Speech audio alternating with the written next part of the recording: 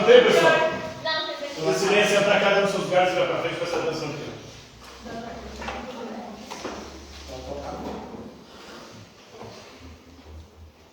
Então, na aula de hoje, vamos falar sobre a Bíblia. A Bíblia que é o livro sagrado dos cristãos. O cristianismo que é a maior religião do planeta, com mais de 2 bilhões de fiéis. Bíblia vem do grego biblos, que quer dizer livros. É um conjunto de livros divididos em Antigo e Novo Testamento. Velho e Novo Testamento. No Antigo Testamento, que é o que nós vamos falar, é uma parte da Escritura Sagrada que é compartilhada entre cristãos e também judeus.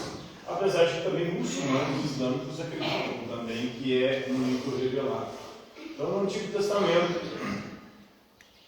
as histórias desde o início da criação até o patriarca, o pai da fé, depois vai dar origem às religiões chamadas monoteístas, as religiões que acreditam no único Deus, que é o judaísmo, o cristianismo e o islamismo. Nós estudamos sobre isso na prova de história. E aí, no Antigo Testamento, nós temos lá no primeiro livro de Samuel, capítulo 20, o Saul. Saul é o primeiro rei de Israel. Nós temos Abraão como patriarca. Abraão tem Isaac, seu filho. Isaac tem 2 filhos, Esaú e Jacó, gêmeos.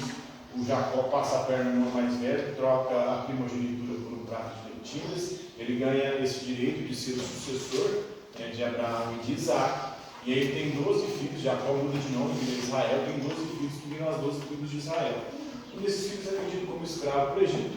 Lá ele ganha o beneplácito do faraó, que ele fica próximo, se torna um conselheiro, porque ele consegue decifrar os sonhos do faraó. E depois disso ele ajuda a sua própria família, que estava passando por um momento de carestia. E aí o povo de Deus se instala no Egito durante um período.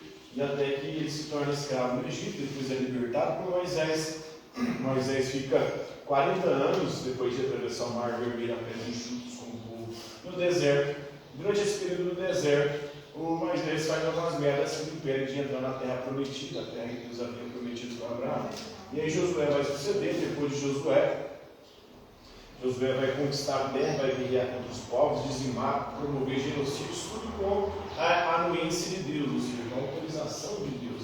O Deus do Antigo Testamento é um Deus assassino, um Deus violento, um Deus genocida, não exterminar geral, porque ele era um Deus que escolheu um único povo, o resto estava se fudendo com o resto da humanidade, pelo menos o Deus do Antigo Testamento. O do Novo Testamento é completamente diferente, é um Deus de amor, é o Deus de Jesus, é uma outra perspectiva, apesar de que teólogos tentam, com malabarismos retóricos, provar que não há, na verdade, contradição. Na verdade, há uma progressão da revelação que foi ensinando, educando essa pedagogia de Deus, que foi ensinando, educando o povo de que Deus não era aquilo que eles acreditavam que era lá antigamente. Né? Mas voltando aqui, chegamos aos juízes, depois que sucedem Josué. Entre os juízes, o último deles foi Samuel. Samuel era um juiz e também profeta. Ele unge Saul. Saul se torna o primeiro rei. Mas só que Saul, no primeiro momento, ele até se torna um grande líder. Ele vai liderar o povo numa guerra contra os filisteus, vai ter êxodo, depois vai liderar o povo em outras guerras e vai ali conseguindo, assim, proteger o povo. Né? Isso está popular no momento, depois ele começa a ter problemas com Davi. Davi, ao enfrentar Golias, um gigante filisteu, e vencê-lo com uma pedrada, o gigante e Davi era pequeno, ele se torna muito popular entre o povo.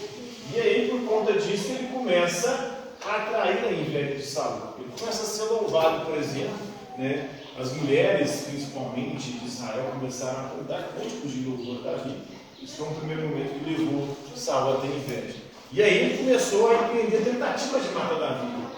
Numa certa situação, uma certa circunstância, estava ele e Davi juntos. E ele taca um punhal em Davi. Davi conseguiu se desviar desse punhal e não morreu. Depois ele tenta fazer com que Davi morra. Ele fala assim: você quer casar com a minha filha? Para você casar com a minha filha, você tem que pegar 100 prepúcios. Você sabe o que é um prepúcio? Está na Bíblia, gente. Não sou eu que estou falando, né? Prepúcio é a pele que fica no pênis, né? Pegar 100 prepúcios, 100 pele de pinto e entregar para ele os filisteus. Aí Davi Davi ia morrer nessa missão. Davi vai, cumpre a missão e pega 200. Ele faz muito mais, pegou 200. Entregou para Saul. Ele continuou com planos para matar o Davi, inclusive. Fez uma festa só para matá-lo. É só que Davi desconfiou e acabou vazando fora. E contou com a ajuda do filho de Saul, que era o Jonatas, né? O Jonatas. Então continua. E essa perseguição teve consequência. Deus se plantou ali com Saul e ele perdeu o direito de ter o seu sucessor. Ou seja, de fazer do seu filho seu sucessor. E Deus, através de Samuel, acabou ungindo e consagrando Davi. Até o declínio final, o confronto contra os filisteus. O Saul foi ferido. E para não ser morto pelos filisteus, ele suicida. Né? Jonatas pegou 200 fora. E ele é sucedido por. Davi. Então Davi suspeita que o invejoso Saul ia matar ele na festa da lua nova. Lembrando que o calendário judaico é o calendário lunar, diferente do nosso calendário que é o calendário solar. Então os meses eles tinham 24 dias de acordo com as fases da lua. Assim pede ajuda que diga ao pai que deu permissão a Davi para faltar à festa. Davi não vai na festa. A fruto que saiu com a notícia confirma suas intenções assassinas. Ele que outrora tinha sido ungido por Deus, escolhido para ser o rei. Né? Ele diz a Jonatas que se Deus é onisciente, ele queria saber essas merdas que o Saul ia fazer, ele tinha escolhido ele no princípio. Apesar de que Davi ia fazer merdas tão significativas para casar com a mulher, o Davi manda o marido dela para a guerra para morrer. O Davi também era mala para caralho. Não pagava, só tem mala sem alça. E esses malas sem alça ganham o beneplácito de Deus. Depois o povo fala que bandido bom é bandido morto. Você não é bandido, só tinha bandido, daí Deus estava a favor desses bandidos. Né? Então, ele diz que Jonatas que busca em Davi, que deve pagar pelo estudo, a vida mais de Jonatas é que tenta a fuga de Davi. Jonatas, o filho de Saul, ajuda Davi a fugir.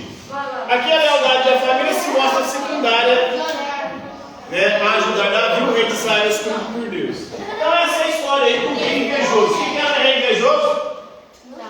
Saul. Ele tinha inveja de quem?